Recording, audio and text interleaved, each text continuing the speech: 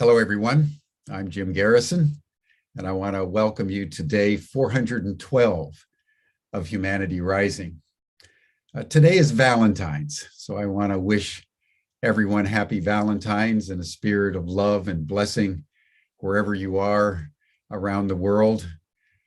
This is a holiday that has its roots in Geoffrey Chaucer in the 14th century, who was the first one to mention the term Valentine's Day, but it also is traced back to the second and third century, depending on the tradition that you embrace of a certain Christian monk called Valentinus.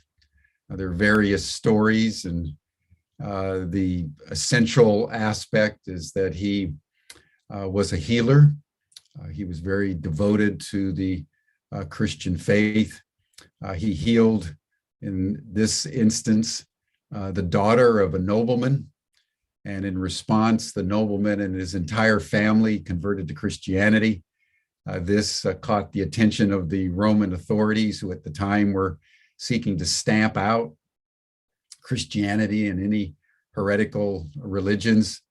And one of the stories is that right before Valentinus was going to be executed as a heretic, he sent a little note to the daughter that he had healed, saying, "Your Valentine."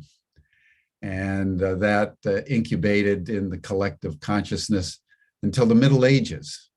And then after Chaucer, Valentine's Day began to be associated with February 14th, which was the day in the Christian calendar that commemorated the martyrdom of Saint Valentinus, as he was then called. And that emerged into modernity, particularly after the time of chivalry and love in the medieval period, to a day where people commemorate Valentinus and Valentines. It's a special day in our calendar. That's become global, actually. People all over the world on this day send hearts and feel love for a special person in their lives. In that spirit, let us just take a pause, as we always do here on Humanity Rising, as we begin our programs. And just center yourself in your body and attune yourself to your heart. And as you listen to your heartbeat just for a minute, think of someone you love. And through your heart, send love to someone special in your life.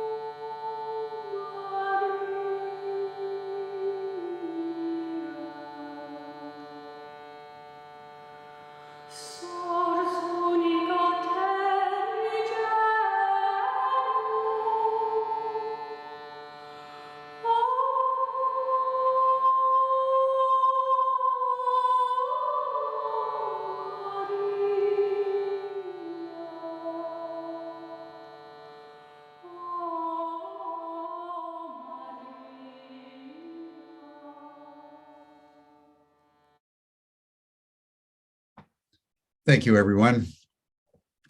You know, I always reflect when I'm thinking of someone that I love as I attune with my heartbeat, that the data shows that when you do that, the person that you're sending your love to, their heart starts to beat as yours.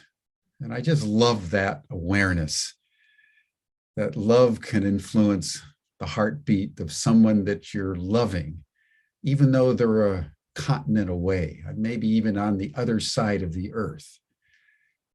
Love moves through the ethers in an instantaneous energy that can actually influence heartbeats. It's an amazing thing, the power of love. Today, we want to ask not so much what is love, but who is love? Because at the depth of the Western tradition, there's a goddess of love that we want to contemplate today on Valentine's Day, the goddess Aphrodite, in the Greek pantheon called Venus by the Romans, to guide us in our contemplation and meditation of this goddess of sexuality and love. I am delighted to introduce Mariam Syed, who's a designer and a mythologist, who's currently finishing up a PhD on the very profound question of death, a love story, during which she immersed herself in the mythology and lore of the goddess Aphrodite, and particularly the consort that she had with Adonis. So Mariam will be speaking to us out of a deep, deep journey with Aphrodite as she's explored both the shadow content of life, but also the exuberance that Aphrodite also brings, and the deep mystery of what and who love actually is. So Mariam, I want to welcome you to Humanity Rising, and I turn now the program over to you. Welcome. Happy Valentines. Happy Valentines, Jim. That was so beautifully said. What a wonderful summary. Thank you. And thank you for your great generosity just over the years of creating this forum and inviting other wisdom seekers to share it with you, and really promoting this evolution of wisdom. I thank you. Happy Valentine's Day. Victory to the heart. Hi, yeah.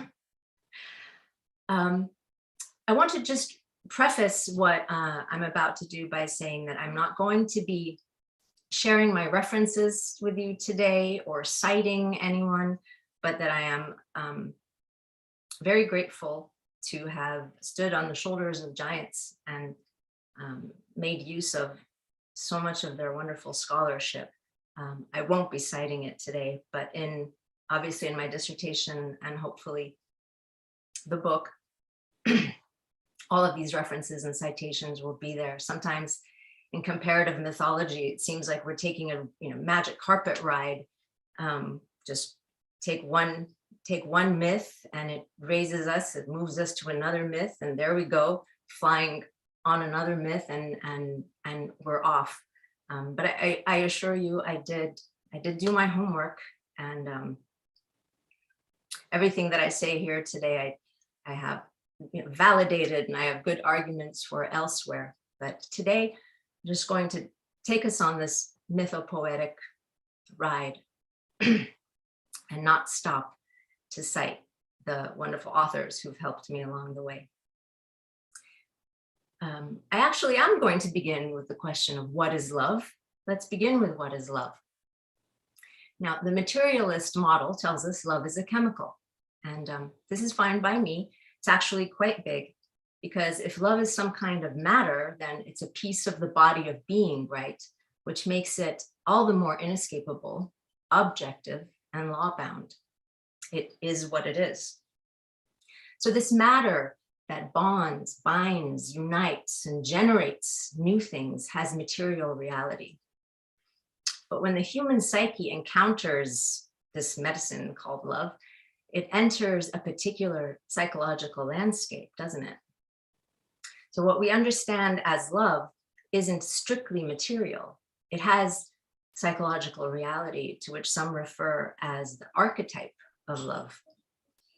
On the one hand, I think it's just a fancy way of saying the psychological reality of love, objective psychological reality of love. On the other hand, the word archetype invites us to imagine love as a figure with certain attributes and a circumscribed collection of stories. So when I evoke Aphrodite with you here today, I know I'm speaking to a group of lifelong students who are well-read and deep wells.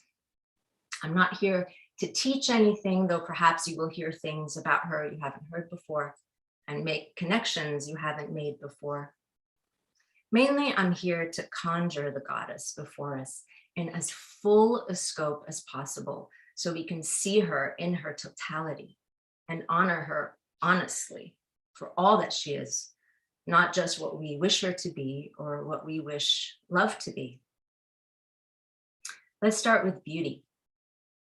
We're often inclined to think of Aphrodite as a trinket, like she's a decorative accessory.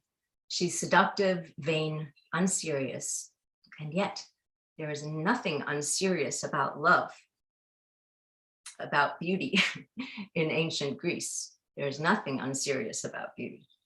Take Plato. He's very serious. Plato speaks of beauty as one of the four highest eternal forms. Foremost is the good, then there's truth, justice, and beauty. Of the four, beauty is the form most accessible to us.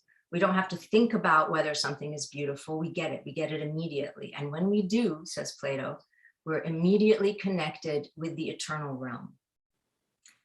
And the eternal realm is where our soul originates. Given how nostalgic it is for its paradisial home, the soul is drawn to beauty. We're drawn to the beautiful in each other, in things, landscapes, sounds, even ideas. Confronted with beauty, I'm awed and I love. Why? Because I'm reminded of something sublime. I'm reminded of myself, that is, my immortal self. Now, although I'm paraphrasing Plato here, it's undeniable that every time he talks about the immortality of the soul, invariably beauty is involved. We find this in the Phaedrus, we find this in the Symposium and elsewhere. Now, Plato didn't exactly invent this line of thought. In fact, it's not even original to Greece. In the Egyptian Book of the Dead, the eternal being proclaims, I am the pure lily, coming forth from the lily of light. I am the source of illumination and the channel of the breath of immortal beauty. The god Osiris is connected often to the lily. Remember this for later.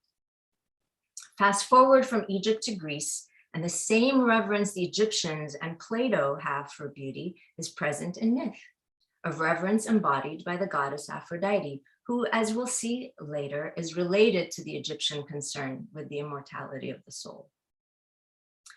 I just wanted to acknowledge Aphrodite as goddess of beauty and set the stage for her relationship to the soul before moving on to her other duty for which we're gathered today.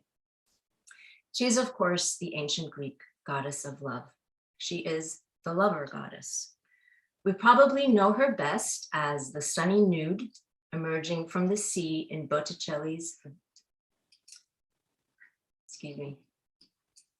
I'm trying to screen share, in Botticelli's Birth of Venus.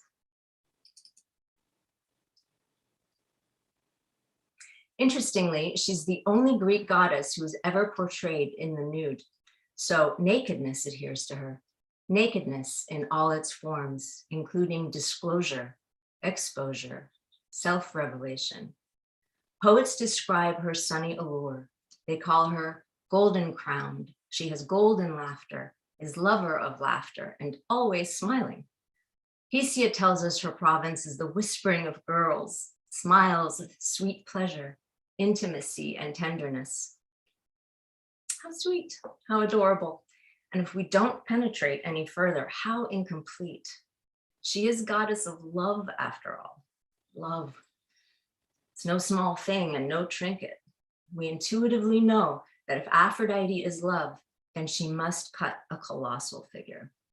If she contains all that belongs to the field of love, then she is indeed light, laughter, all those things, tenderness, but love isn't always tender, is it? Well, the Greeks don't miss much. They notice that love has a dark side. Hence, they imagine Aphrodite as a very complex figure. In fact, a threefold one. She is at once tender, terrifying, and transcendent. They perceived her connection with the earth, but they also felt her connection with the underworld and with heaven. She is a telluric, chthonic, and Uranic goddess. These terms will come in handy.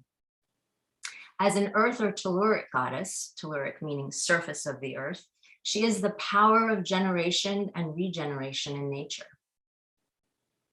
which is easy to see and acknowledge because when she appears, reproduction often follows. I want to explore her less obvious, her less acknowledged aspects today. That is her underworld and heavenly, orthonic, and Uranic aspects. Seeing her in her totality has not only expanded my perception of love, it's expanded my consciousness about death, strangely, and about what lies after death. Death. Well, what does death have to do with love? We could ask Freud, but maybe another time. What does death have to do with love mythologically?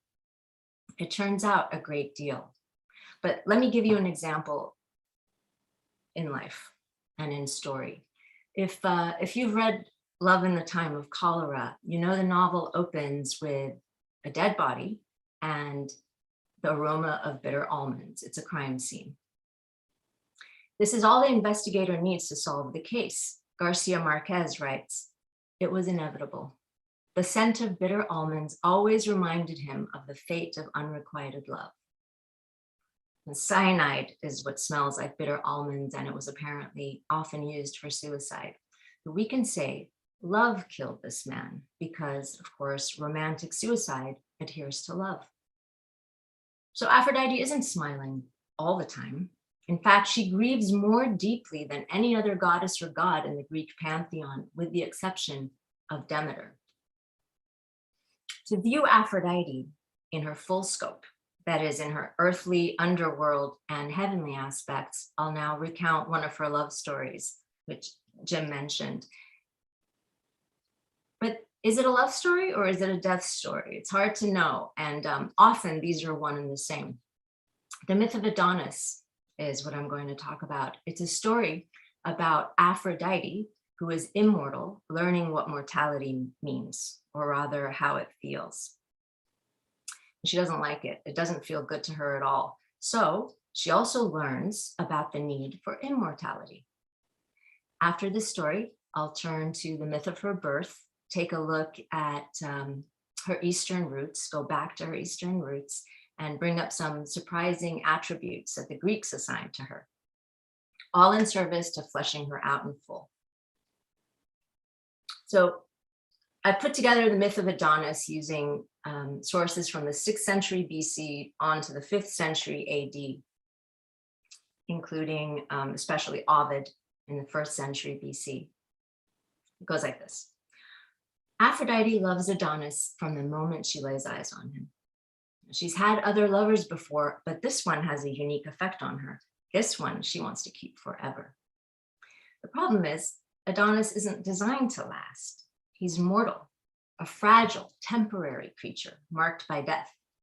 So from the moment she lays eyes on him, she loves him and she fears losing him. And she feels this fear like it's a jealousy, as though someone is going to take him from her.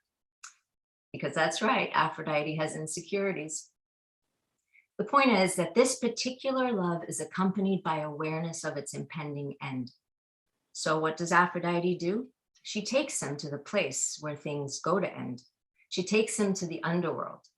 There, she hands him over to the queen of the dead, Persephone, to protect him from those who would take him away from her. But when Persephone sees Adonis, she too wishes to keep him forever. Well, Aphrodite is not having it, so she goes to Zeus and puts the matter in his hands. Zeus responds by dividing Adonis's time in three. 1/3 of the year he belongs to Aphrodite, 1/3 to Persephone, and 1/3 he can do with as he pleases. Adonis chooses to spend it with Aphrodite. So each year, the cycle of rising up to Aphrodite and lowering down to Persephone repeats.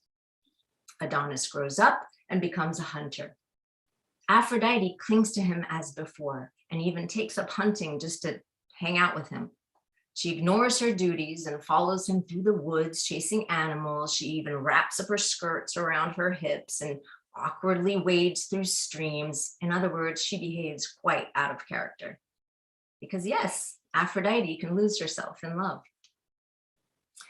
Now, even though she frolics, even though she laughs her golden laugh, something still plagues her. She still fears losing him. So she begs Adonis to stay away from the predatory animals, especially those lions and boars. She tells him, "I would not have your daring damage you and ruin me." But as always in myth and fairy tale, the distance from prohibition to transgression is short. And as soon as Aphrodite takes off in her chariot of swans, Adonis dares to track a wild boar. Well, he is no match for this prehistoric symbol of death. The boar promptly buries its tusk in Adonis's groin. Aphrodite feels it. She hurls her chariot around in a panic, only to find him bleeding out on the seashore. This time, Zeus is not called in, and no deal is struck. Persephone keeps him in the underworld, and Aphrodite grieves like no other. She wails and tears her garments. In one telling, she even throws herself off a high cliff. What to do with this story? There are always so many directions one can take, but I'm focusing on drawing out Aphrodite's connection to the underworld and to heaven. So in this story, Aphrodite loves, loses, and reunites with Adonis, then loses him again, and this time forever. From Adonis's perspective, he descends and ascends year after year, then he descends and remains in the underworld forever. When descent means death, Adonis's return from the underworld means he rises from death. This makes him immortal. So he is immortal in the first half of the story and mortal in the second.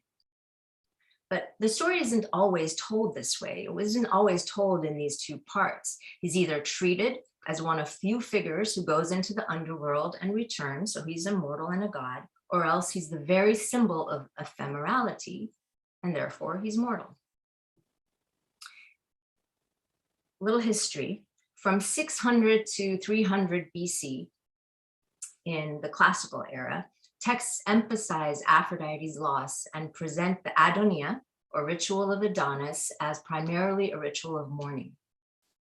The story changes, however, as we move into the Hellenistic era around 300 BC, and especially as the center of classical culture moves from Athens to Alexandria, Egypt. In this era, in Alexandria, Adonis is a figure who descends and ascends. He's one of many Hellenistic representations of what survives death and rises anew, what's sometimes called a dying and rising god. From this perspective, Adonis is the immortal soul. And he's also Aphrodite's eternal bridegroom.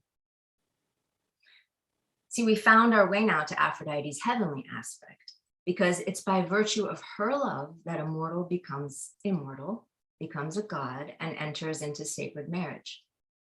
There is an eschatology at play here. Eschatology meaning a theory about what lies at the end. The eschatology of this myth proclaims that the immortal soul lives in eternal love. The immortal soul lives in a state of eternal love. This is Aphrodite's notion of paradise. This is Aphrodite's heaven. And it reminds me of the near-death experience narrative where many experiences describe entering a field of unconditional love sometime after brain function ceases. Back to the story. We followed the history of the Adonis myth into Alexandria. It was here that the myth of Adonis returned to its earlier roots in the East, and Aphrodite returned to her earlier roots as a goddess connected with immortal life. Alexandria was home to many mystery cults, inspired in part by the presence of Egypt's highly articulated funereal tradition. In the Book of the Dead, Thoth says, "Thou shalt exist for millions of years. Thy period of life shall be millions of years." Pretty straightforward. Souls in the afterlife undergo a series of events designed to reconnect them with their immortality as well as their divinity. For over 1,000 years of the funereal tradition, the story of the soul's journey of reconnection is told as the deceased coming to recognize itself as the god Osiris. So Osiris is the eternal being who transmuted from light into matter in order to incarnate. He is that pure lily coming forth from the lily of light, the source of illumination and breath of immortal beauty. And he is your and my light body. Self-remembrance is key to this narrative. Now, the myth of Isis and Osiris is part of the funereal narrative. It tells the story of Osiris losing and regaining his self-awareness. It features the divine and pure king Osiris, deceived, dethroned, and dismembered by his brother Seth, who is the son of time, then rescued and returned to his rightful throne by Isis, who is his sister and the lady he's loved since before the womb. Isis and Osiris were united in their mother's womb. They have two different fathers, but why get literal now? Essentially, Osiris is the immortal soul who falls apart, and Isis is the one who puts him back together. When taking a look at Isis, we see that she is Osiris's greatest lover. She never leaves him, even when he's in pieces, even when he's inadvertently slept with her sister. She's there with him before the womb and with him in the tomb. She reminds me of a figure Rumi describes. Rumi writes, "Look at me. I am your companion in the tomb. On that night you leave your shop and your house. You hear my salutation in the tomb, and you will know then that never, ever were you hidden from my eyes." Osiris is the soul who is dismembered in time. Isis remembers him. Right? Osiris is dismembered. Isis puts him back together. She remembers him. And there's that Platonic echo of remembering the eternal nature of the soul. The cult of Isis lasted long after the fall of the Egyptian civilization. Isis did for all the initiates in her cult what she did for Osiris. My point is that the myth of Isis and Osiris isn't just a love story or a death story. It is both, and it's about immortality and initiation. So you might ask, what does any of this have to do with Aphrodite? Well, Adonis is a lot like Osiris. They're both mortal immortals and man gods.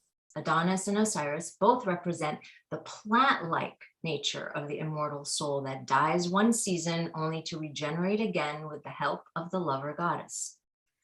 Isis and Aphrodite have this motif in common, and they also share it with Babylon's Ishtar and Sumer's Inanna, because they are all goddesses who regenerate the physical world.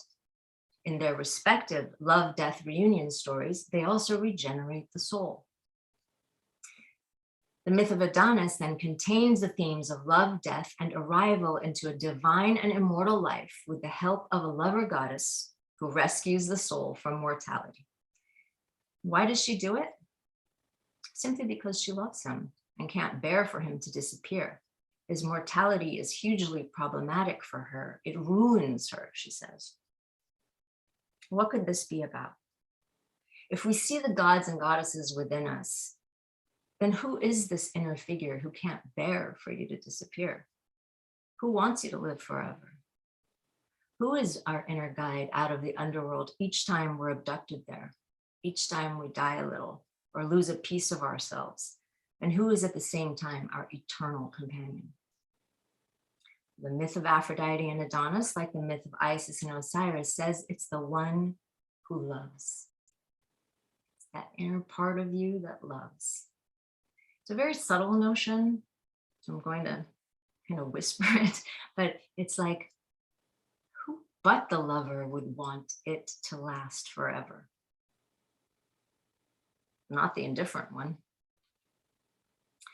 I've connected her to Isis and tales of initiation and immortal life in the East. Now watch how the motif of love, death, and reunion dovetails with these same themes in Greece. Aphrodite is not the only Greek divinity to lose someone she cares about to the underworld. Many other gods and goddesses do, and they grieve. But only 3 refuse to accept the loss and endeavor to reunite with him or her. Aphrodite retrieves Adonis, Demeter retrieves Persephone, and Dionysus retrieves his mother Semele and immortalizes his wife Ariadne. In his case, it's the son and lover who raises the dead. Furthermore, Dionysus himself is raised from the dead. So in that, he becomes an Adonis, an Osiris figure, in that he's both mortal and immortal. And incidentally, he's the god of tragedy. All 3 myths, Adonis, Demeter, and Dionysus, were at some juncture associated with mystery cults, initiation, and the idea of immortality. Like in the cult of Isis, initiation into these cults also begins in a story about love and death. In other words, tragic loss is the starting point of initiation. Plot-wise, it makes sense that the refusal of a lover to accept loss is the starting point of a quest for eternity. The divine lover is sometimes a divine mother. Maybe you're familiar with the myth of Demeter and Persephone in the cult of Osiris. In the myth, Demeter loses her daughter Persephone to the underworld, but with great effort succeeds in getting her back. In the meantime, Demeter learns how much loss hurts, and she simply can't fathom how mortals put up with it. As a result of what she learns, the mother goddess, goddess of life-giving grain, now offers humanity the gift of immortal life. The Eleusinian rites begin with this story. From existing texts, we see that those who participated in the rites believed there was a paradise in the beyond available to those who underwent the year-long process of initiation. Writers including Plato, Aristotle, Sophocles, and Cicero believed in the efficacy of these rites because they evidently experienced some sort of epiphany or vision on the last days of the ritual, assuring them of the survival and well-being of their soul after death.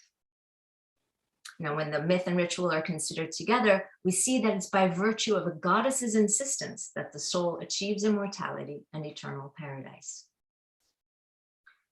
The myth of Demeter parallels the myth of Adonis. In one, the mother goddess raises her lost daughter from the land of the dead. In the other, the lover goddess raises her lost beloved.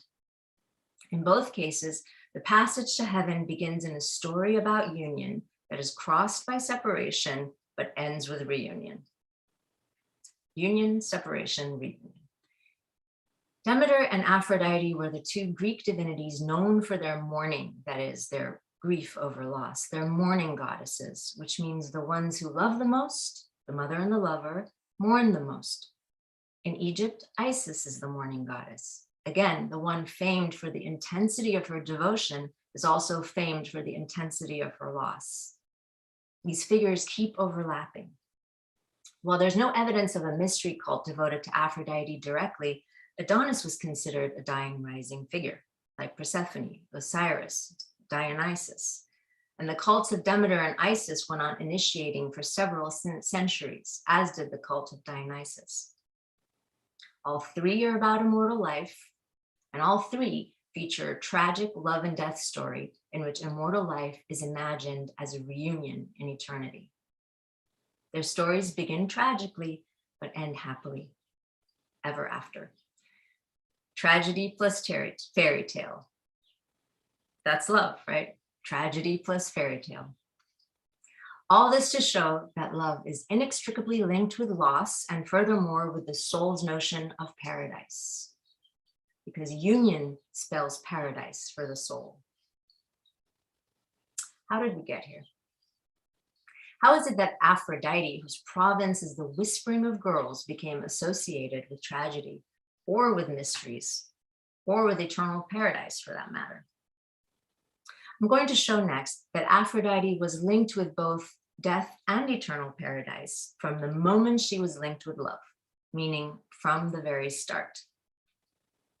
And so I'm going to look at Hesiod's Theogony and the birth of Aphrodite in Hesiod's Theogony. Hesiod penned it in the 8th century BC. It begins with a creation myth that reads like Hittite and Babylonian creation myths recorded 5 or so centuries earlier. My point being that the story originated in the East. Hesiod says creation started with chasm. First came chasm, then Gaia, Tartara, and Eros. So in the beginning, there were 4 spaces. Chasm, which means a yawning emptiness. Gaia, meaning the earth, but only to a certain depth, because Tartara is the region far below the earth. And finally, Eros is a power that resides in the breasts of all gods and all people, he says. 4 spaces then. An empty space, chasm. Gaia, the surface. Tartara, below the surface. And in the heart, Eros. Gaia next produces sea and Uranos. And from here on, I'll refer to Gaia as earth and Uranos as heaven, because that's what they mean. And it helps us visualize them spatially, because we are talking about the creation of the physical universe. Hesiod continues, heaven rises as far above the earth as Tartara deepens below it, meaning we can picture heaven spatially as the starry sky. Heaven spreads himself over earth because he loves to unite with her. But he loathes the children they produce, so he hides them in a cavern inside her. And Mother Earth is altogether disgusted by heaven's hate and feels bloated with all these children in her. So she fashions a sickle, hands it to their son Kronos, and one time when heaven comes to lay with her, Kronos castrates his father, heaven. I need to pause here for a moment and identify Kronos so we can follow along with how the Greeks may have understood this saga. We're getting to the birth of Aphrodite. We can't be too quick to equate Kronos with time, because the Greek word for time is not Chronos with a K, but it's Chronos with a CH in English. Some argue that Kronos can't be translated as time, therefore, but many others disagree, myself included. First of all, many ancient texts equate Kronos with time. So if it's a mistake, it's a mistake the ancients made themselves. And by the time Kronos became Saturn to the Romans, he was most certainly Father Time. In addition, we can see from the context of the story that Hesiod equated Kronos with time himself. It just makes sense with what follows in the story. Now, why is it important for Kronos to mean time? Because when Kronos castrates heaven, the mantle of power shifts to him. The mantle of power shifts from heaven to Kronos, and when Kronos is equal to time, it means the mantle of power shifted from timelessness to time. And secondly, that time began with the separation of heaven and earth. An original separation sets off the world of separate creatures and changing forms. This is a motif common to many cultures, but more on that later. Now, what's the very first power to emerge when time begins? It's love. Kronos throws heaven's phallus into the sea, causing the sea to foam. Aphrodite emerges from, I remember this photo. Aphrodite emerges from the sea foaming with heaven's urge. The phallus is thrown into the sea foams, and Aphrodite is born from the sea foaming with heaven's urge. So Aphrodite is born from the separation of heaven and earth and bears the sexual impulse of her father. And what is heaven's impulse? No, it's very sexual, but not for the sake of producing children. He only desires to unite with his lady eternally. His enemy is time, with its separate creatures and their changing forms. So now Aphrodite's role is to transmute heaven's desire for eternal union into the field of separation and change. How does she do it? We're told that when Aphrodite approached the animals, they filled with a desire to go off in twos and unite. This is in the first Homeric hymn to Aphrodite. And animals are not alone in wishing to unite. We're told that all living creatures and all gods are susceptible to Aphrodite's urge, all except Athena, Artemis, and Hestia, that is the virgin goddesses. The desire Aphrodite arouses for union expresses heaven's urge to overcome separation. You see, Aphrodite is a mixture of temporal and eternal urges. She bears the urge of her grandmother Earth, who makes babies and promotes separateness and change. And this is why she can admire the otherness and particularity of the beloved, meaning his unique boundaries. But she also bears heaven's urge to erase boundaries and become one. She is telluric and Uranic, an earth goddess and a heavenly one. One of her titles is Aphrodite Urania. The title betrays her Eastern origin because it's a literal translation of a Semitic term meaning Queen of the Heavens. It's a title she shares with Ishtar in Babylon, Inanna in northern Sumer. In Egypt, Isis, Hathor, and Nut were each called Mother of Heaven. Aphrodite Urania refers to her embodiment of Uranos, or heaven's love, a love different from that of earth and opposed to time. Since earth favors separation and the changing forms of time and heaven does not, Aphrodite's Uranian aspect is the part of her that favors endless, deathless, changeless ever afters. And this is why the word forever is a favorite of lovers. As Urania, then, Aphrodite is goddess of eternal love. Now we can see how heaven, eternal union, and sacred marriage adhere to Aphrodite from the start. Let's move on and see how she came to be connected with death. What does this golden one, this heavenly one, have to do with the dark underworld? Another hymn to Aphrodite states that following her birth in the sea, Aphrodite came to shore on the island of Cyprus, and with each of her steps, grass sprouted under her lovely feet. So vegetation was born under Aphrodite's feet. At the same time, a group of female figures called the Horae meet her on the shore and they decorate her, they accessorize her. The Horae are the hours. They're responsible for the measure of time. Seasons, months, days, hours, minutes, seconds. So, as natural life sprouts beneath Aphrodite's feet, creation's clock starts to tick, tick, tick. And this ticking leads into the development of the underworld back in theogony.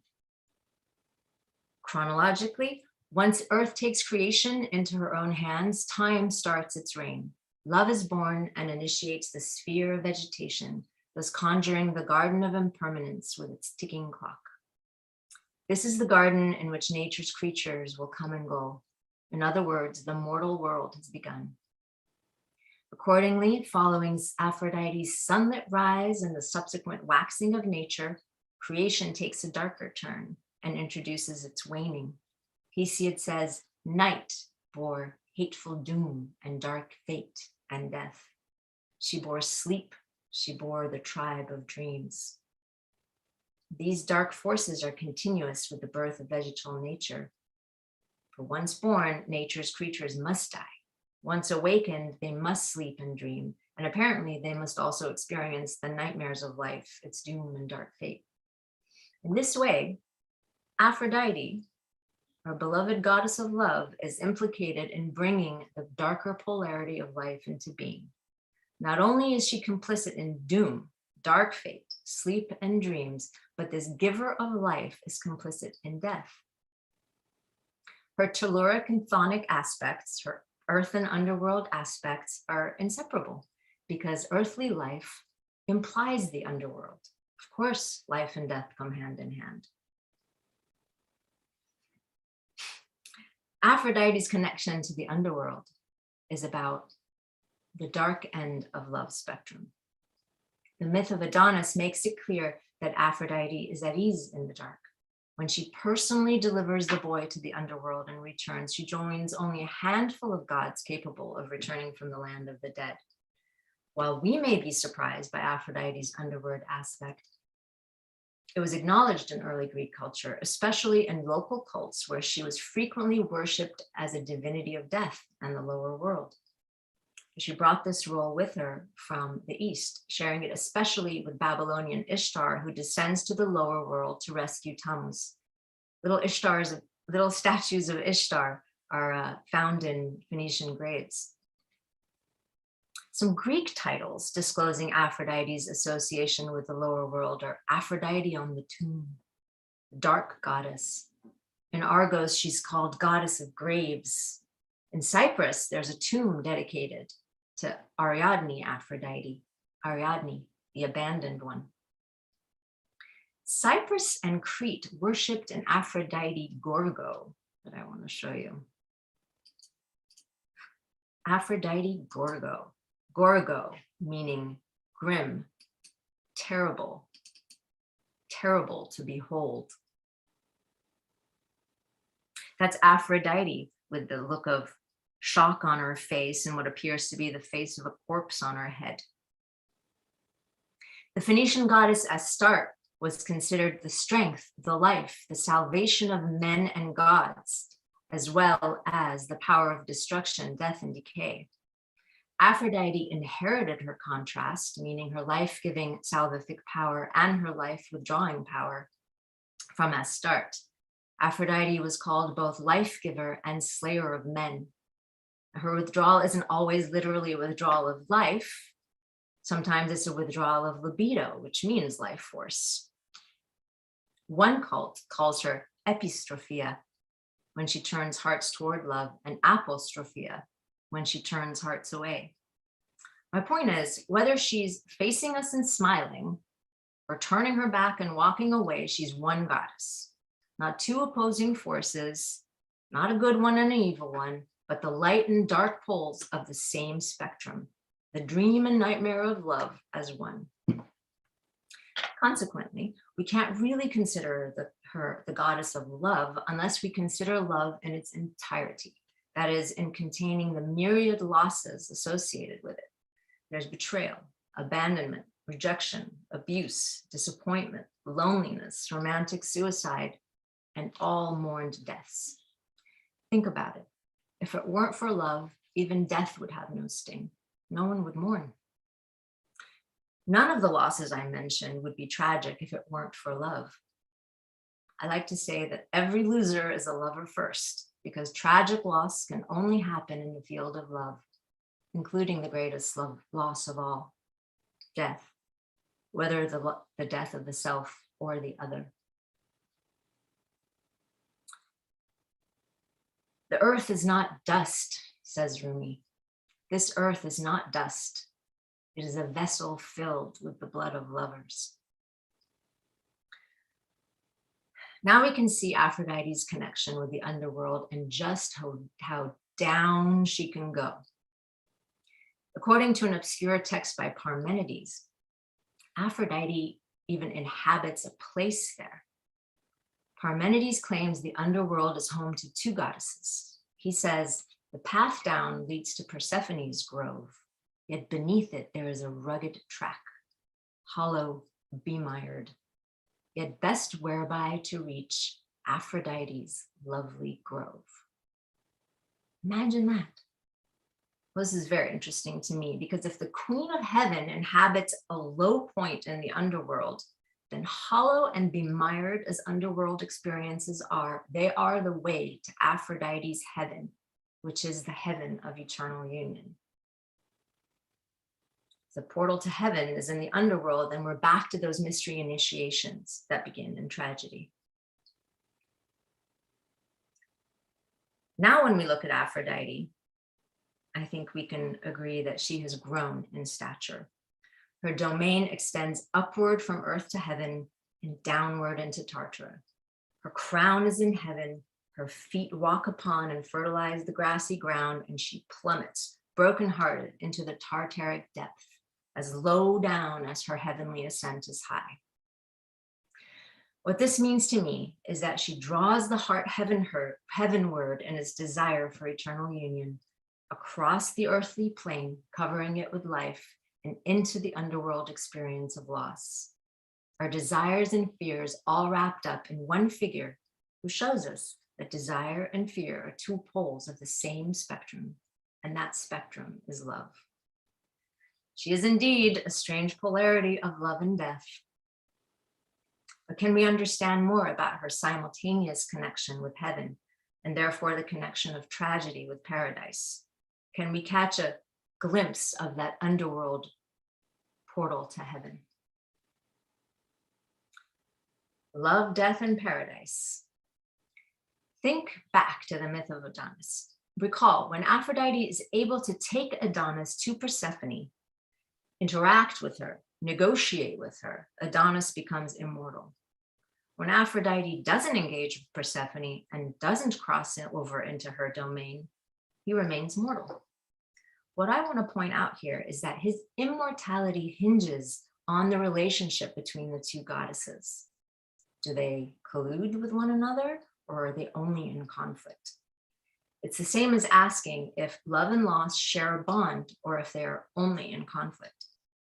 We already saw that death, loss, and other underworld realities belong to the domain of love. So we're looking now for the same bond between the goddesses. When we continue to track the transformations of this myth back in time, we find that the relationship between the two goddesses is quite old. I'm going to show you an image. This is an image from Mycenae around 1600 BC. It shows a boy moving from the lap of one goddess to another and back. And the two goddesses are buddies, they're arm in arm. The triadic image of the male passively moving back and forth between two goddesses will sound familiar to some of you from the myth of Inanna's descent. In Sumer, the two related goddesses are Inanna and her sister Ereshkigal. King Dumuzi moves between their domains, between earth and underworld, just like Adonis. Other similar triads are of Osiris between his sisters, Isis and Nephthys. And here's Triptolemus between Demeter and Persephone. Each of these images involves two goddesses who couldn't be any closer. They're either sisters or mother-daughter, and a male who moves between them as he moves between earth and underworld. All these triads involve the theme of immortality. There are no earlier triadic images that I know of, but the connected goddesses go back to the Neolithic era. This one is from Romania, 5800 BC. Now, these two ladies aren't just sisters, they're conjoined twins, not dual goddesses, but the dual goddess. The bond between Aphrodite and Persephone can be traced back to the Neolithic dual goddess, who represents the life giver and death bringer as one lady, one being who both generates life and destroys it. My favorite rendition of this theme comes from the Neolithic settlement of Çatalhöyük in Turkey. Two shrines feature 3D breasts plastered on the walls. They're there just under the bull horns. Now, inside the breast and slightly jutting out of the nipple is either a boar's jaw or a vulture's skull. There's no image of this. This is just description that they give us. So the symbol of death is encapsulated by the feminine symbol of birthing, nourishment, and sexuality. Nature requires both birth and death. Obviously, we can't go around being born and dying. It would get too crowded. Or can we just die and not be born for obvious reasons? So even though life and death appear to be conflicting forces, they arise from a singular motivation. And what is that motivation? It's life, life with a big L. The dual goddess is actually one goddess, goddess of life eternal, goddess with a big G. We can imagine the dual goddess clearly in the figure of Mother Earth, who represents the whole of nature. And there's definitely a relationship between love, death, and paradise in Earth Mother traditions. Remember, I'm tracking the connection between these right now, between tragedy and paradise.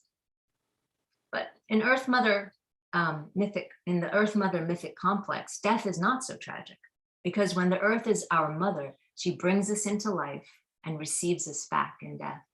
We are born into our mother's arms and die into the mother's arms. To say it philosophically, the fundamental ground of being out of which life arises and into which it returns is maternal. There's a creation myth being told here. It's that life arose from the mother of the universe.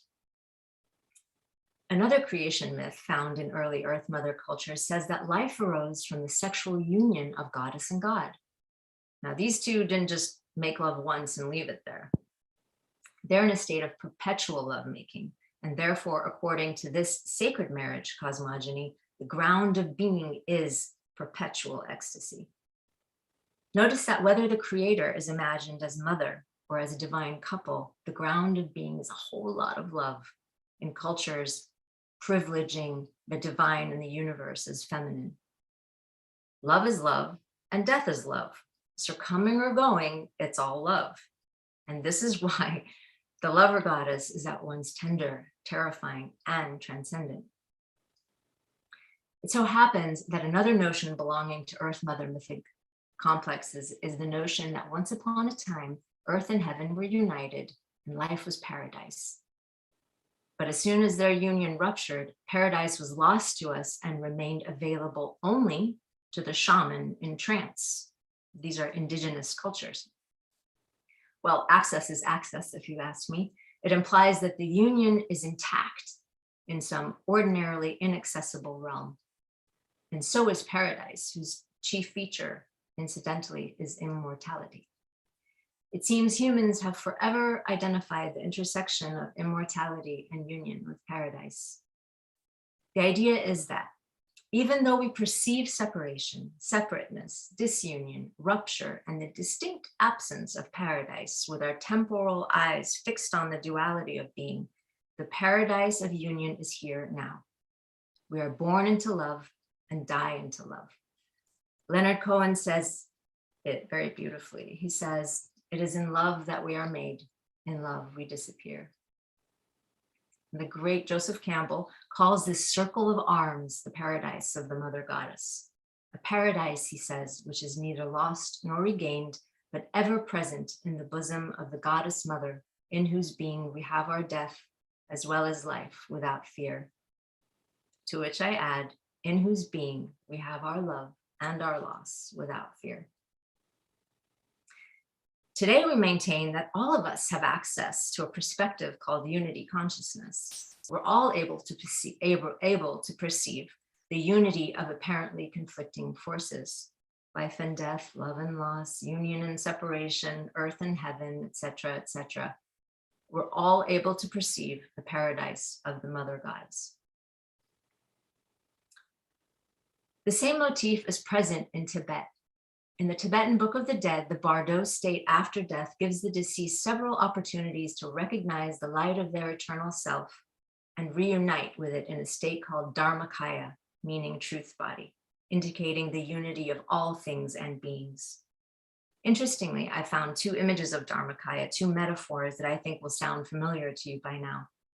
In one image, the consciousness of the deceased is called the child light, and the light of Dharmakaya is called the mother light.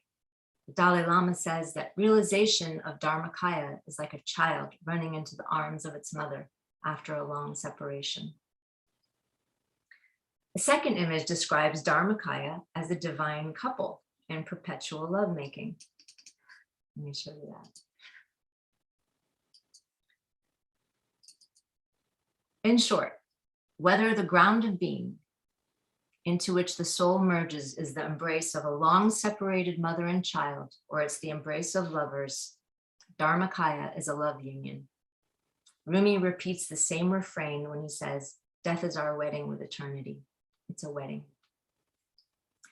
Now we're poised to see the actions of the lover goddess as one with the actions of the mother goddess. The lover too receives the soul into her arms in death. And this reception is a kind of rescue from the underworld. Isis rescues Osiris and Aphrodite rescues Adonis. From the perspective of the rescued soul, death is an experience of intimate reunion. In other words, death is a love union, a wedding in eternity. Now, if we allow the superimposition of Aphrodite with Isis further, we can see that the concern of the love-death reunion story is with remembering the immortal soul and returning it home. And since this is one of Aphrodite's stories, the concern of love, remember our question, what is love? The concern of love, its dream and its nightmare, is with remembering the eternal soul and returning it home to its paradise of union. That is no trinket we carry.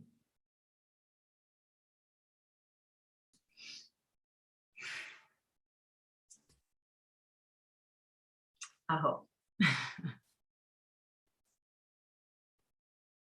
Thank you, Mariam.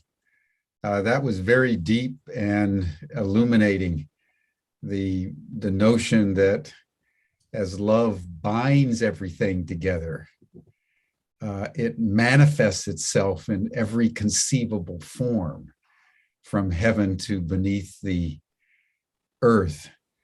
And so you've given us an extraordinarily complex understanding of love, and I just want to acknowledge that it's a very brilliant treatment of what love is by recounting who love is. So thank you for that. My pleasure. Thank you for that.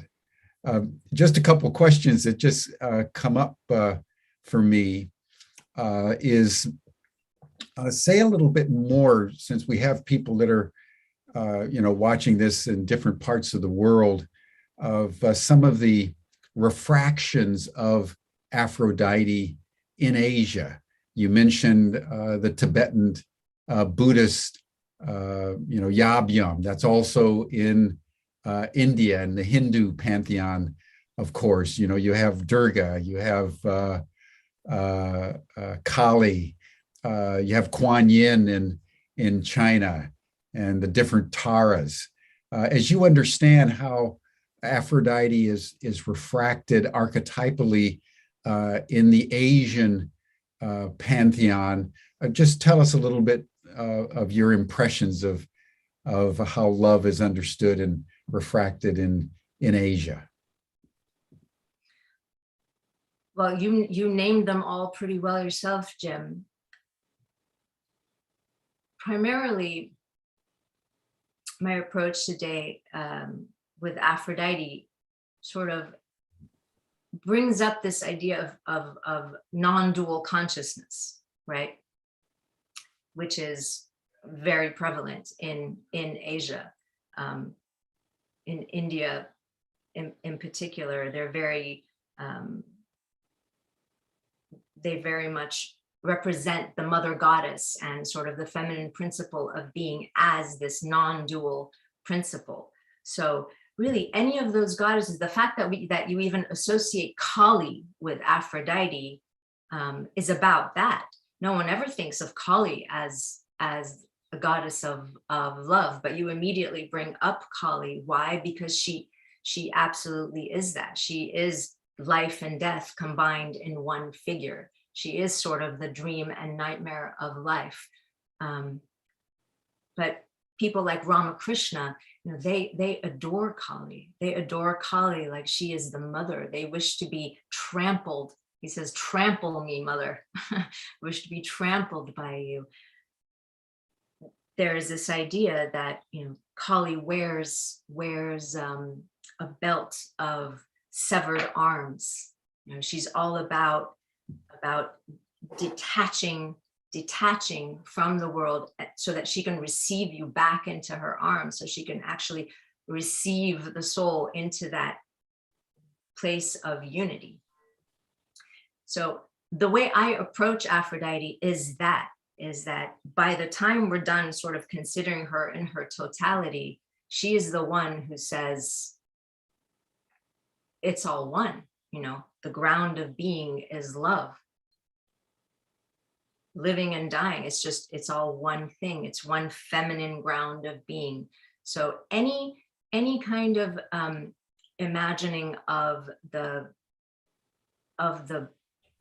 one goddess is already Aphrodite. If Aphrodite is a combination of Aphrodite and Persephone, if she is both, then she is already the one goddess. And so any representation of the goddess that is non-dual like that, to me, is Aphrodite-like. Yes, thank you.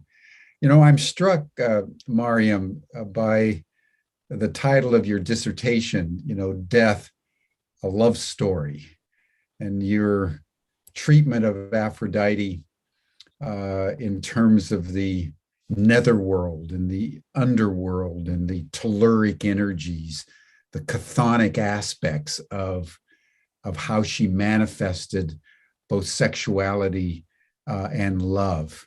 You know, the fact that, you know, Adonis and the other lovers are somehow wounded and traumatized by the love. And, you know, I'm just wondering in terms of your own life, how you're learning about this deep aspect of Aphrodite. How is this, you know, what has this done to your own understanding and your own experience of love? Because I'm sure it's had a profound effect on who you are and how your life is currently unfolding. To go into this archetypal form so deeply and with such clarity around both death and the living. It's a powerful, powerful subject, and it must have had a powerful effect on your life.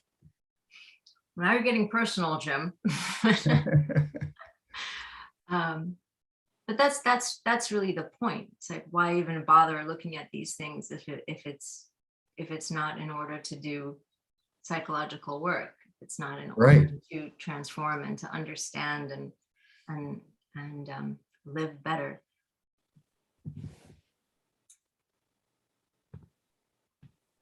You know, once I was able to understand, once I was able to see that loss is a part of love's spectrum, and it took a lot of work. It took many years of doing this work and tracking it across cultures. You know, in particular, it comes up in the story of Rumi and Shams. I mean, Rumi had to deal with some very severe loss, did he not? I mean, Rumi's entire initiation onto the mystical path was a result of loving and losing Shams. So the personal takeaway from all of this is acceptance. And it's not just acceptance. It's actually like a real relaxed surrender to just how life is designed. I mean, how much can we resist? How much can we resist death and loss? How many people do you run into, particularly as you get older, who completely written off the idea of relationship and of love because they've been hurt, because it means loss? So I think the big takeaway is like surrender, like accept and surrender and go with it. You know, it catches you in the end. Ultimately, it will catch you in the end. It is safe. That's the story. Brilliant. Brilliant. Well said. In the end, it's surrender. Yeah. And in the surrender, that's the ultimate safety. That's beautiful. That's truly beautiful. Thank you. Thank you very much for that. Deanna Rice has a question in the chat that I think is worth going into as well. Your observation that in the birth of Aphrodite, in that Greek myth of Kronos, where his genitals are severed off by his son protecting the mother and thrown into the ocean, that the birth of love is also in some ways the birth of time. Yeah. And that love is what enables us to endure time and to fill time with meaning. So speak to us a little bit more about your understanding of the relationship between love and time, love and existence. Well, that was wonderful, Jim. Love makes time meaningful. Well, so look at this image. What's being created for us is that there are two realms. There are actually two realms that we live in. One realm is the realm of time. It's the realm of temporality. And the other realm is the realm of union. It's the realm of heaven, of the one goddess, of the mother. One realm is of union, and one realm is a dual realm. And in this dual realm, in this temporal realm where there's life and there's death and there's changing forms and we come and we go and different things happen, and it's this realm of transformation. This is the realm in which love actually runs the show. Love is actually generating this entire realm, right? So even in the realm of duality, it's that thing that bonds, it's the thing that binds it together that is producing it. I don't know what more I can say about it. It seems kind of vivid to me that love in time is coupled with death.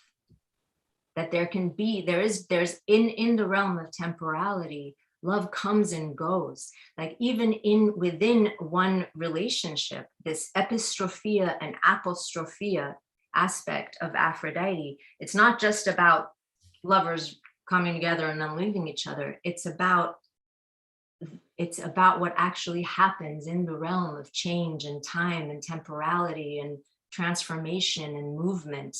It comes and it goes, it ebbs and it flows. We have to keep in mind that Aphrodite is not, she's the goddess of love. There are many other forces that exist within relationship. For example, Hera is the goddess of marriage. Hera is not Aphrodite. When Hera has marital problems, when Hera feels that Zeus is detached from her, she goes to Aphrodite so she can get some more of that, right? So love in the realm of time is something that naturally ebbs and flows. It comes and goes, it comes and goes. Beautiful. Let me ask you this. Let me ask you about your understanding of true love. Let me ask you about this phenomenon that I think probably every person has experienced at one time or another in their lives, where you experience love, deep love. And on the basis of that experience, you make commitments. You know, you can get married, you can have children, you can live together, and you feel absolutely certain that you're deeply in love with this person. And then all of a sudden, the situation changes and you find yourself out of love in one way or another. What has happened to love for people who are consumed by love at one moment, but then it seems somehow it slips away, and that people that can be deeply in love at one moment can be enemies the next. How do you understand the phenomenon of love? What's Aphrodite doing here in the vicissitudes of our life? How do you understand that? Aphrodite in this case is kind of becoming the whole of the feminine principle. And this I'm going to refer to this incredible essay written by James Hillman titled Betrayal. Have you read it, Jim? I can't. I probably did back in the old days, but I can't remember it. Refresh our memory. Well, James Hillman, he himself had the experience of betrayal in his life. He betrayed a spouse betrayed him, all of this. And he speaks about that sort of, it's just, what happens, you make the commitment, and then suddenly you find yourself betraying, like you're the one, actually. Let's not even think about the other person did it. You're the one. You're the one that loses that feeling, and you go. And James Hillman has this beautiful dance of speaking about the right hand path and the left hand path. It's like, with the right hand we commit, with the right hand we make those vows, with the right hand we make those promises. But the left hand path, which he equates with the feminine, and I'll say why I'm okay with that, left hand path, it's on a different flow. Like, it's following a different tune. It does not pay attention to those right-handed commitments.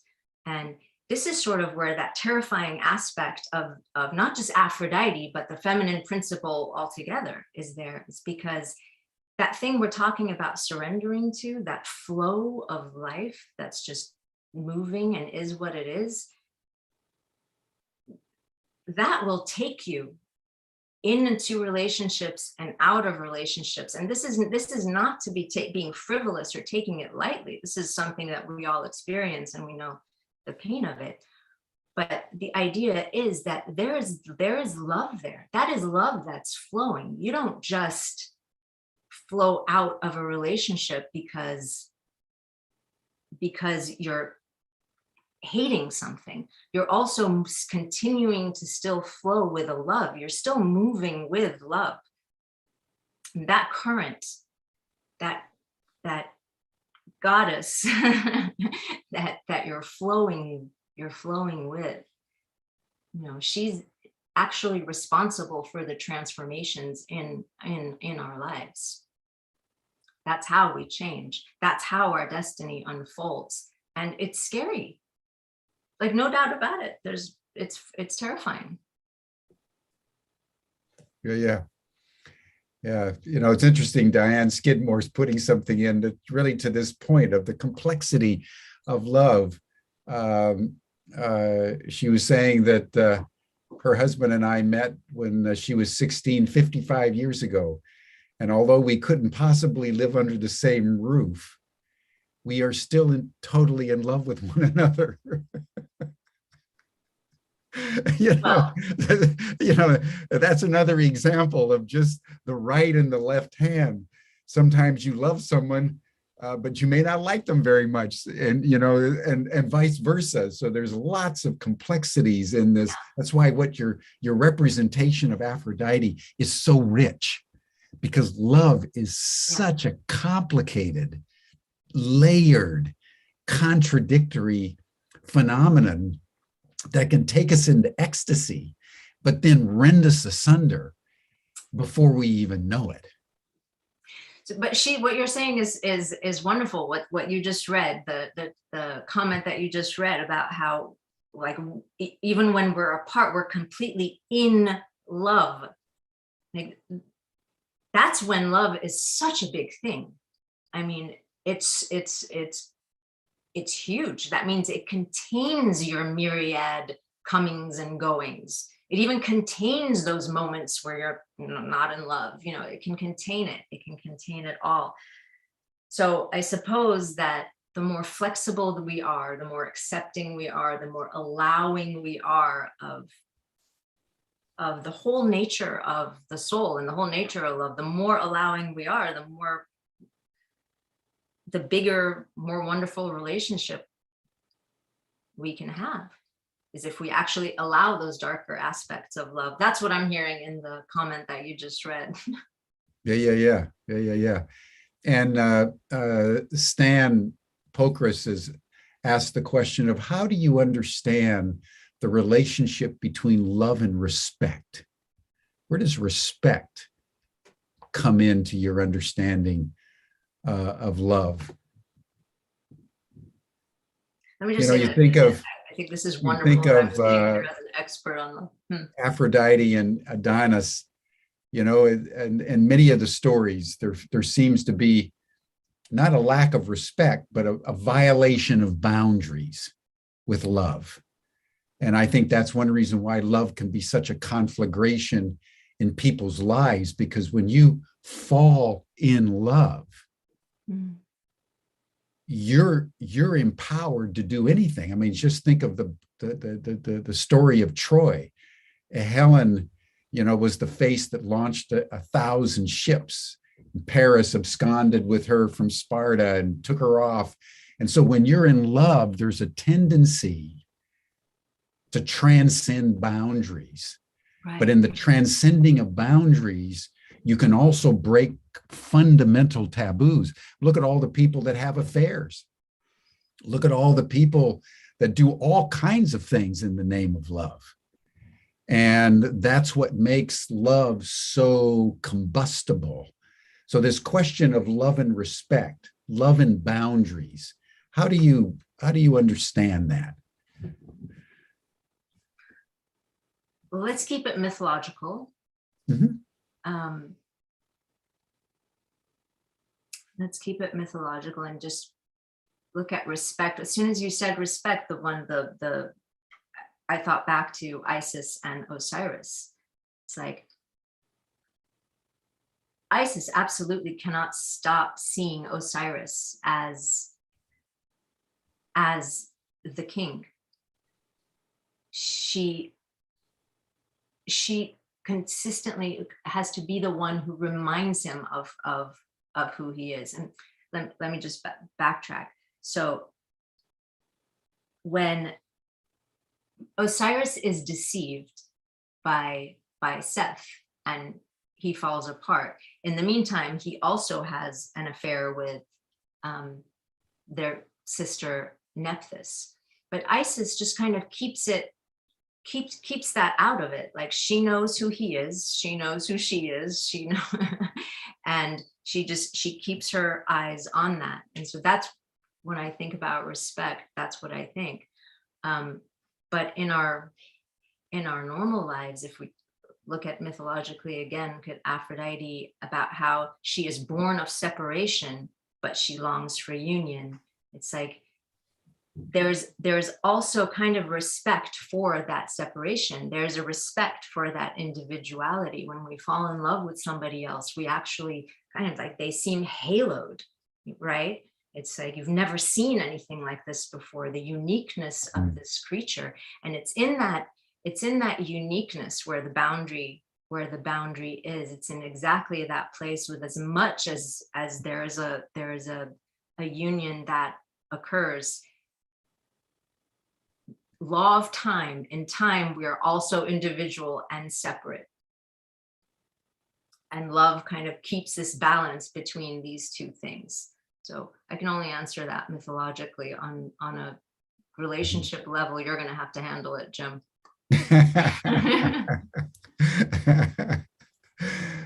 As must we all in the end, in relationship to love.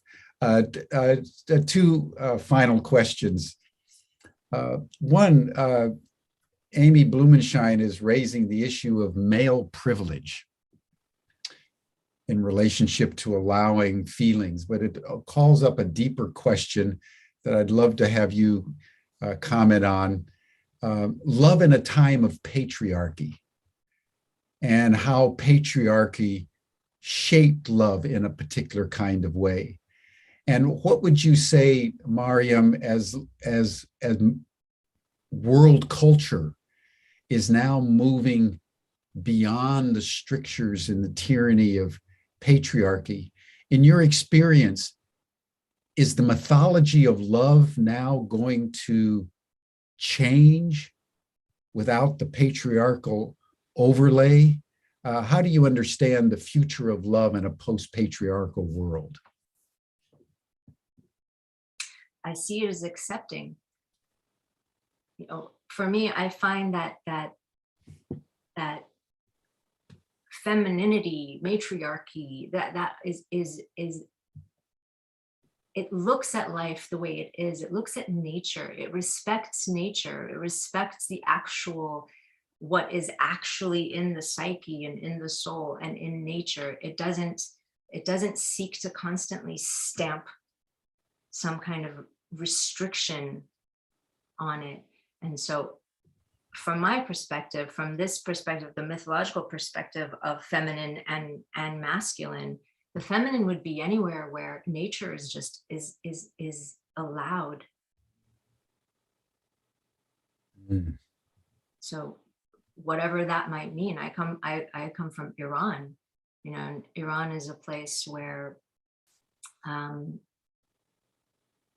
sexuality, and especially feminine sexuality, is completely like outlawed. I mean, it doesn't make any sense. And so that is the most, if that is the most extreme of the patriarchal, the ugliest of the patriarchal, I think it's a pretty good example though of how that works. It's just this desire to control nature.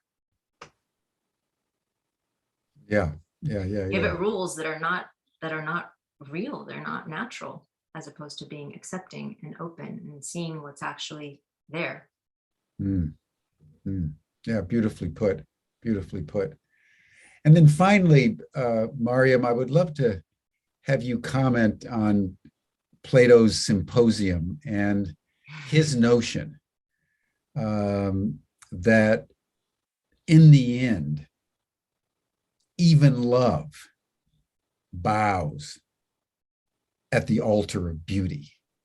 That in fact, what Diotima teaches Socrates is that love is that intermediating intelligence that binds everything together, as you've brilliantly shown, that love encompasses every aspect of the totality of our experience. But then she says what it does as it binds all as one is shapes everything into something beautiful. So speak to us about the relationship between love and beauty. Jim, you're the expert on Plato. I would say you speak to us about the relationship between love and beauty. Yeah, it's always been an inspiration to me, and I have been struck by it, because in many traditions, in the Christian tradition, God is love, and we have this notion that love is the absolute value. But Plato and Diotima, who taught him these things, said that no, that even love serves a higher virtue, and that is the beauty, that ultimately the cosmos, because of love, is something beautiful. Yeah. So that the unifying gravity, as it were, think of love as gravity, is to shape everything that it holds together into something beautiful. I mean, Aphrodite was the most beautiful of all the goddesses and gods, for example, that she was the goddess of love, but she was also radiantly beautiful. So I just wanted to have your comments, what you're feeling about the relationship between love and beauty. I'm just listening to you speak. It makes love very, very dynamic. Yes. it makes it the energy, right? It's just this like this energy that just moves. It's like it sees the beautiful, it moves towards it. It sees the beautiful, it moves toward it, so that it is actually love itself is it's energy. It's energy. It's not a static thing at all. And I love that image of the ground of being. Whether in indigenous cultures or in Eastern Asian cultures, the ground of being, like actually being this perpetual love making of these two. It's an ongoing thing. It's an energy that's always just striving. It's striving to, it's striving towards beauty. It's not the thing itself. It's the movement. It's the calling. It's what drives us. Yeah. And this idea that it's so wonderful that love actually beautifies. I mean, you think about what happens in the eyes of love when you look through the eyes of love, and how beautiful and haloed the other becomes, or or when you're in love, it's like everything around you just looks beautiful. I mean, the end of the day, it's a great mystery.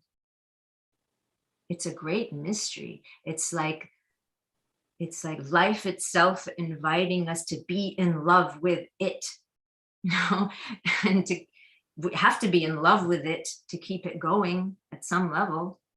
So it's energy of life. That's what I can riff with, Jim. Beautiful, beautiful. Mariam, you've been dazzling today in your discourse on love and Aphrodite and the deep feminine and the way love is refracted across cultures in a very dynamic way that encompasses the totality of existence as we know it and shapes it into something harmonious and something beautiful. So thank you so much for illuminating us as you have today. Deeply appreciate it. You've brought Valentines alive for us, and we are very, very grateful. So thank you, everyone. That'll bring our session to a close today. You're all welcome to join the after chat. Stan has just put the link in the chat. So you're all welcome to join. And Mariam, you're also, of course, welcome to join the after chat. And as we close today, Kurt Kruger suggested something that we can do to honor Aphrodite, honor Valentines, and as you go about your day, make a commitment to manifest love in a special way to somebody. Could be a stranger, could be a friend, could be someone you love but you feel distance from. But on this Valentine's, in a world that is deeply in pain, let us honor the goddess and let us embody love in such a way that someone else feels it in a way that reminds them of beauty. Thank you, Mariam. Oh, thank you, Happy Jim. Valentine's, everyone. See you tomorrow, same time, same station. Bye for now.